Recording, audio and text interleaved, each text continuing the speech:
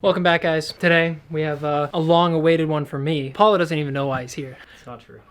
He does now.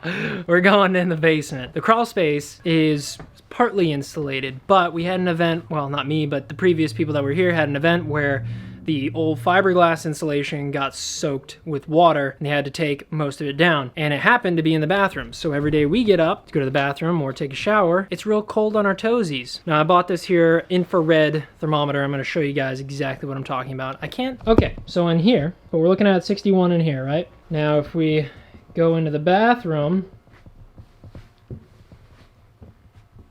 right next to the toilet, 51 degrees. So it's a little cold, and by a little, I mean a lot, like it's pretty cold. That's a 10-degree delta. I don't like that. That's not a good delta. That's a bad delta. So today I have a solution for that. There's a couple factors you have to consider when going into, I mean, it's basically a crawl space down there. So what you want to keep in mind is A, you want something that's dimensionally stable. We live in New England, so we want something with low thermal drift, and it's pretty moist down there, so you want something that can handle moisture. That pretty much just leaves you with one insulation, and that's rock wool insulation. I did my research. We're able to fit, because it's 2x8 studs down there, or 2x8 floor joists. We got R30, which is an upgrade already from the fiberglass, which somebody else put in here, which is only R19. I mean, R30, R19, you know, there's a difference. With the bathroom, there's actually a couple issues. There's a lot of penetrations through the floor, drains, water lines. So we're gonna go down there and we're gonna hit most of those with this gap filler. Good old great stuff, one of my favorite products. This is just what we're doing because, I mean, this insulation was like,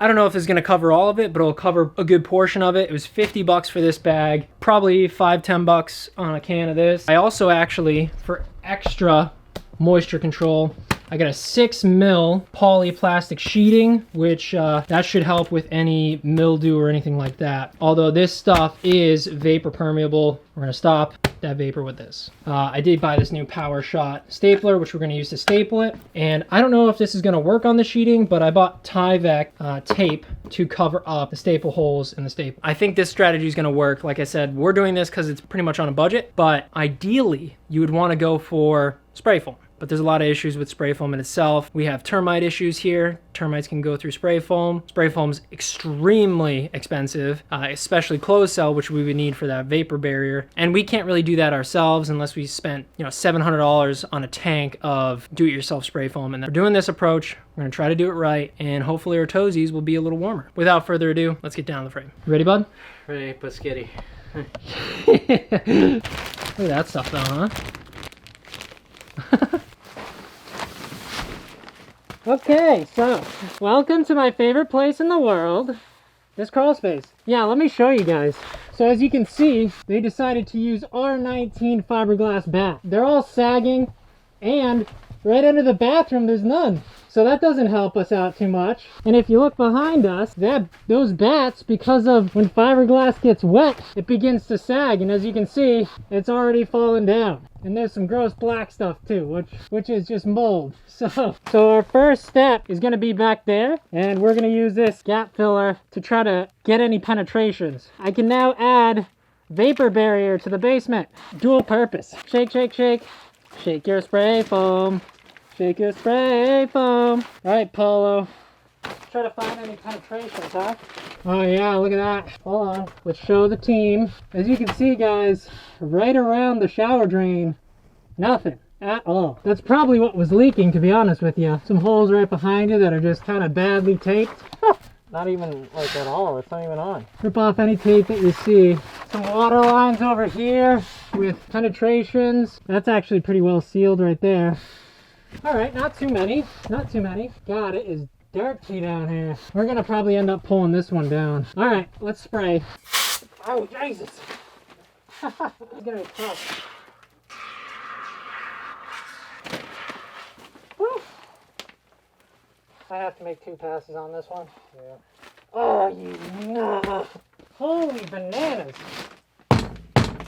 That's what's holding out the basement? This beam right here, there's a whole chunk missing at the end. And it's rotted out to about here. That's not good. That's probably termite damage or something.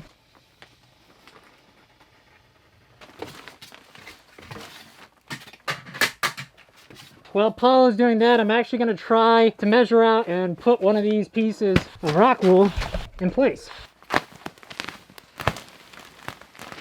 Today we're going to be using the kitchen bread knife to cut through this stuff. We're just going to give it a little bit of time though to kind of sand a little bit because you don't want this stuff compacted.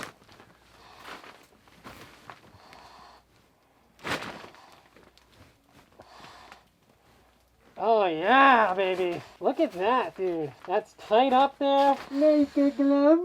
Dude, look at that. That's perfect. It fills the cavity perfectly. Let me show you. I'm excited. As you can see, it fills the cavity completely all the way to the top. And it fits in nice and snug. It's just stark contrast to what was over here. We might not have enough with this one bag, but we'll get a good amount done, that's for sure. We're gonna at least try to get where we sit on the toilet. Toilet and the shower, I think, would be the better places. Yeah, I agree. I'll take this down then and try to get everything squished up in there. Oh, this is gonna be good. It's gonna be real good. 26 inches.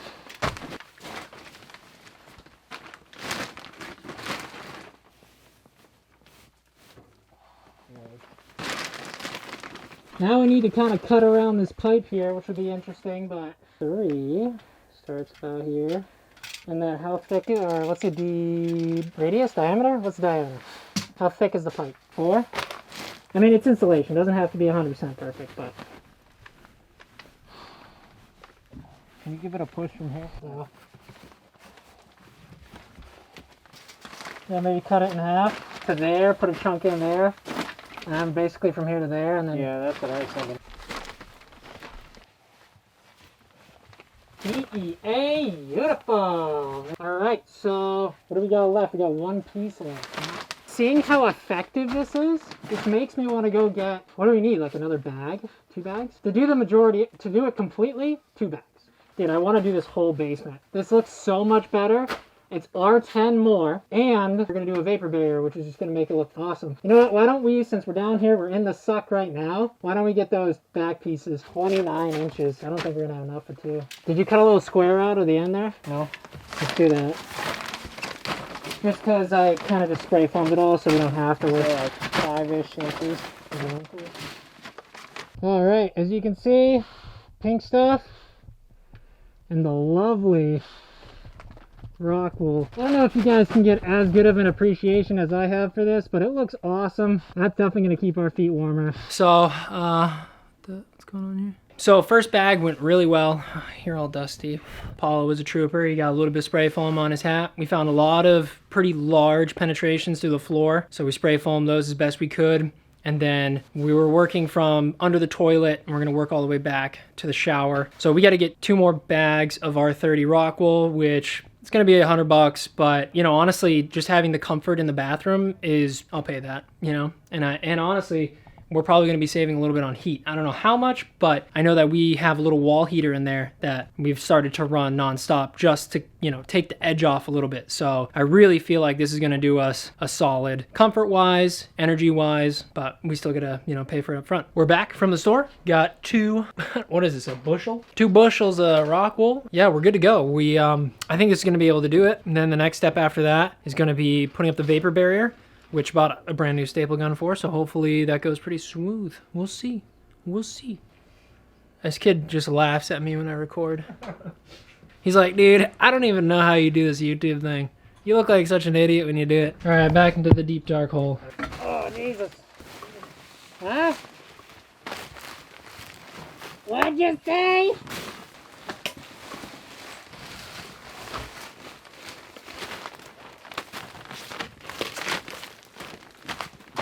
Time to cut and fluff, baby. Cut and fluff. Ooh. Cut right through that.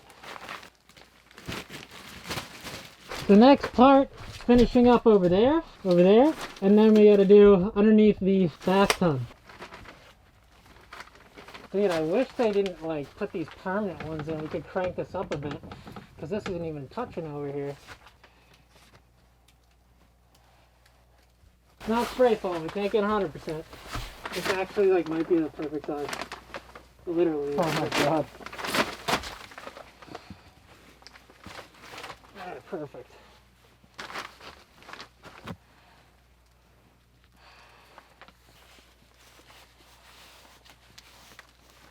Glad we're doing this in the winter when all the bugs are dead. Alright. There we go. almost did the whole thing in one. Or two, technically. That one piece we're missing? Put a new bag for it. Whole new bag? Oh god. Well then maybe we'll We'll tear some down. yeah, I'm thinking so. Oh, the ones that fell over there we could do.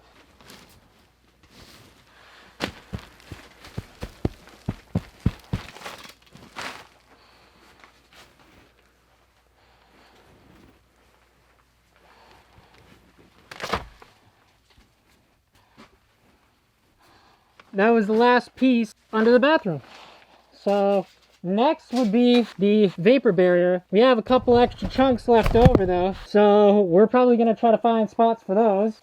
Just any damaged or fallen down pieces of fiberglass we're going to replace with rock wool. It's unfortunate that we needed one extra bag. Like, it was like 14 inches left and we needed a whole nother bag. So that's construction for you. But I'm going to clean up some of these rafters to try to make sure we can staple easier. Now you might be asking yourself, why don't you just leave the old insulation on the floor? It's added insulation. Now, what this will do is just trap moisture and create mold and nests for little critters. Okay, so the next part of this is going to be the vapor barrier. Kinda know that this part's going to be a little bit more challenging because we really got to take our time with it to get it right. But we're just using some HDX 6mm plastic sheeting, so hopefully it'll do. We're going to start from this corner and work our way this way. Certainly is not the most fun part. This is jammed bad. Okay guys, so the vapor barrier, it's not ideal. I would have liked it to come out a little bit better, but it's better than nothing. That's gonna be it. So we're just cleaning up and I'll talk to you guys upstairs. Good job, Taco. Huh. Insulation went perfectly, but vapor barrier, not so much. I mean, just walking on this floor right now, it's a little bit less crisp than it was. So I think it did a good job. The only way we can tell though is once the house warms up and the floor itself warms up, we'll know. So I hope it worked. If not, then it was a waste of 150 bucks. I mean, I find it hard to believe that going from no insulation to R30 won't do anything. I find that very hard to believe. So I think we have a good chance here. Here, let me just, let me take our tool and see what we're at right now. Well, it was like 50 in here, now it's 57. Over here it was pretty cold, still pretty cold.